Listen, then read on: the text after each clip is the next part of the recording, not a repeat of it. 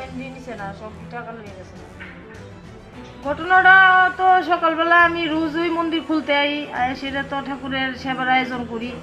আজকে গেটটা তালা, এরপরে গেটটা খুললাম। গেটটা খোলার পরে ভিতরে আইলাম, আয়া দেখি ঠাকুরের দরজার তালাটা ভাঙা। এরপরে দরজাটা একটু হালকা আজানো। তারপরে আমি খুললাম, দরজাটা খুললে দিই ঠাকুর ঘরের পুরা সব সামগ্রী লন্ডভন্ড। এরপরে ঠাকুরের সিংহাসনের ডয়েরটা খুললে ঠাকুরের গয়নাটি নিচে গা।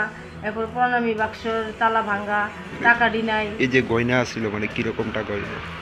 গয়না প্রায় 40,000 টাকার গয়না আছে। ক্যাশ টাকা কত আছিল মানে প্রণামী ক্যাশও বক্সে? ছিল 16-17 হাজার টাকার মতো আনুমানিক। আপনি সকালে কয়টার সময় দেখছেন বিষয়টা? আমি ওই 6:30 নাগাদ আইছিলাম আর কি। অন্যদিন যে সময় আই আজকেও সেই টাইমে আইছি। কি মনে হয় মানে কখন চুরিটা হইতে পারে? আমরা পাশের বাড়িতে একটা ভিডিও সিসি ক্যামেরা ফুটেজ দেখছে, পুলিশ আইছিল, পুলিশ ইনফর্ম করা হয়েছে। পুলিশ আইছিল, ফুটেজটা দেখছে, দেখে টাইমটা বাই করছে 3:15 নাগাদ। ওই ভিডিও ফুটেজের মধ্যে কি ধরা পড়ছে কেউ প্রবেশ করতেছে বা ভাঙচুর করতে? হ্যাঁ আছে, ফুটেজটা আছে, মোবাইলে সবার দেওয়া হয়েছে, আমরা গ্রুপেও দেওয়া হয়েছে। এখন কি পুলিশের জানাইছেন আপনি? হ্যাঁ একদম, পুলিশ আইছে আইছে, কি? আয়া আয়া গেছে, মিডিয়ার লোক আইছে, আয়া দেখে গেছে।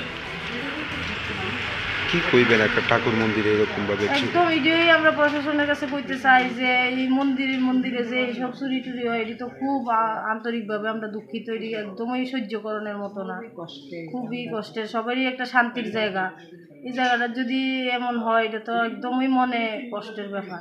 কোন ঠাকুরের আশ্রম এটা? আমরা এটা জগৎপুর রাম ঠাকুর সেবা মন্দির। এই জায়গাটার নাম কি? এই জায়গাটার নাম জগৎপুর কালীবাড়ি।